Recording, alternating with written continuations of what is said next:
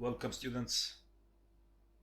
In this video lecture we will do a lot for our turn-based game.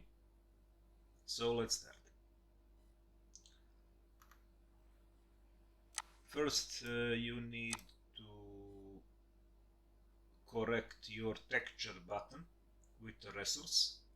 I think you are done it, but we will use button 1 as a normal state, button 2 for state when you are hovering, and button 3 will be added later.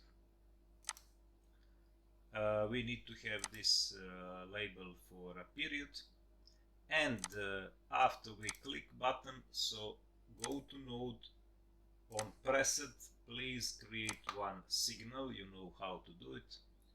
On this signal we will write a few lines of code. Texture button preset. If you didn't do, please create variable period and give it some number. Period will be increased by 1.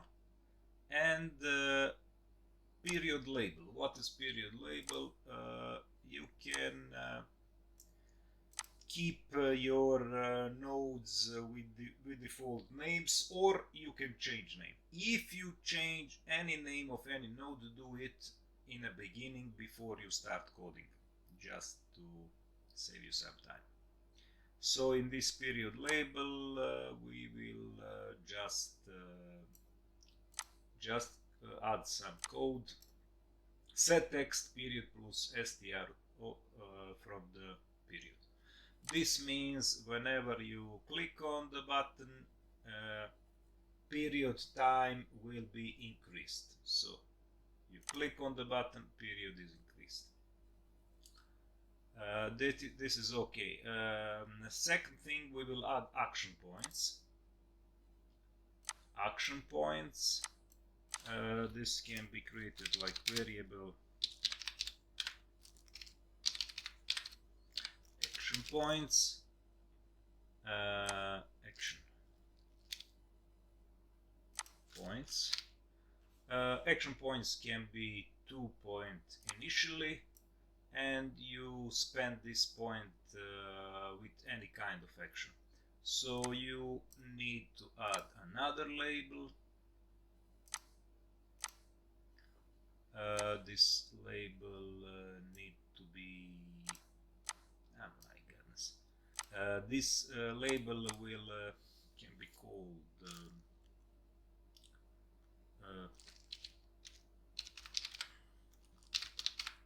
action points. What can be added to this label?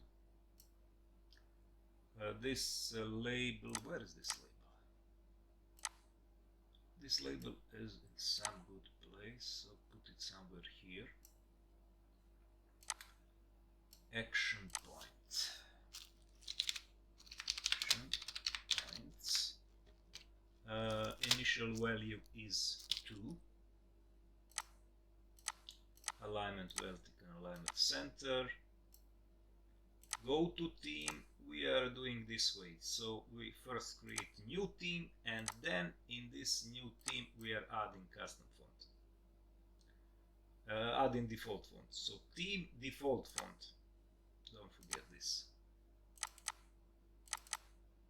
Okay, using this font, it's okay. So let's close the team. Action points 2. It's looking good. Let's put it the same way as previous. So we have action points, we have period. How did we do with action points? If you create any movement, for example, you go to this field, if you have a movement to the field, not when you click, but if you have movement to the field, we will change some things about action points. We can do it somewhere here. So we have variable action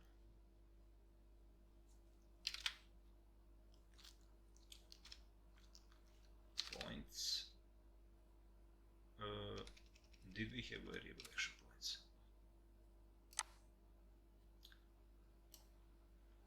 No, we don't have. Now we have action points. Great. Let me copy this. Where are we? Yes, somewhere here. So action points variable. I need to test it. Is it right? Action points. It's okay now. Action points will be decreased by 1. Well, we will also need to do some branching here, but this thing will do in the beginning. So we can do it here also. Action points also here. So this will be first part of working with action points. Now we have 2 action points. If we click here, action points need to be changed. Action points are changed, but we didn't see this. So when this is done, we will reference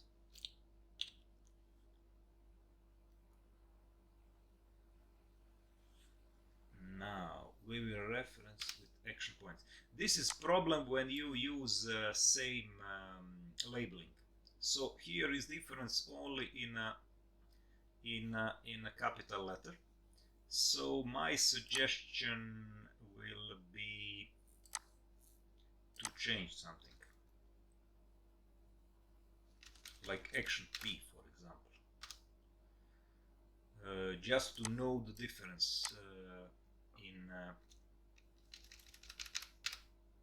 variables and reference. Now we have action P. We know what is this. Set text. And now we can write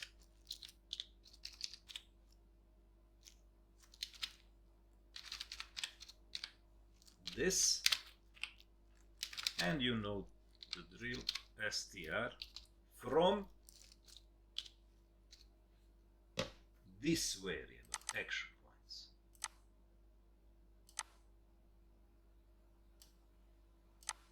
This needs to be done in another place. I will show you the way how to do it with a better coding. For now you are not complete beginner, you are beginner but not complete beginner after so many lessons. We can slowly go to some complex coding. Now we have a period action points. Action points are spent here. Action points are 1 here, but action points are 0, now are -1. What this means? This means when action points are spent, you wouldn't be allowed to create any more moves. We have action points written in this button, but not in the next one. We will add it here also. Okay, another testing. The great thing about Godot game engine is fast work. Action points -1, -1, and now if you want to create another action, you can do it, and then this can be changed, for example. Then you need to go to another period And when you go to another period, you get new action points. What this means? This means whenever you go to another period, your action points are changed. Something like this. Action points are equal to this. Can be good solution. Okay.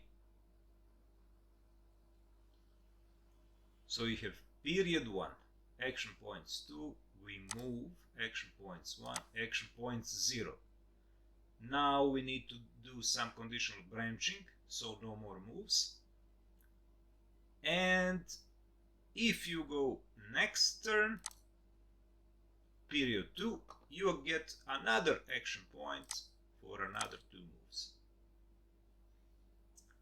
This can be our turn-based option. And on any period, some things can occur. For example, this looks good. And now more about coding. First, we can create one function. This will be user function. Function, for example, write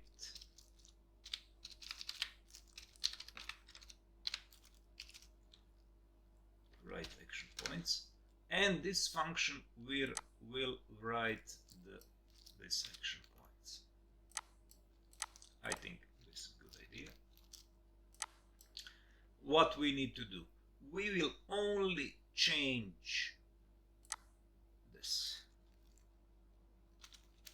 So we will have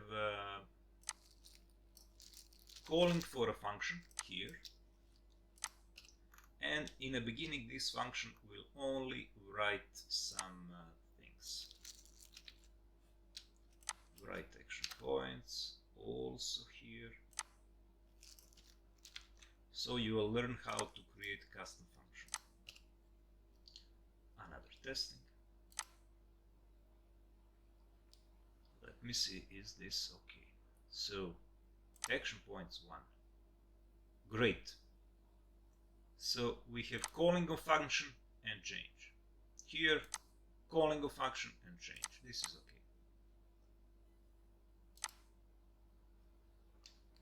Now we can do some coding.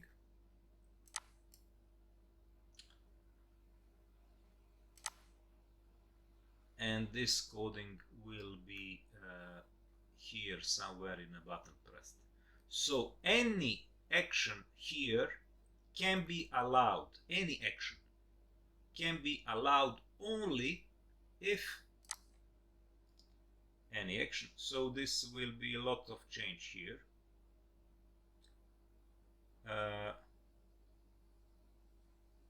Any action can be allowed here only if action points are larger than what? Larger than 0. More than null. And now we have a lot of tabbing here. Just tab everything.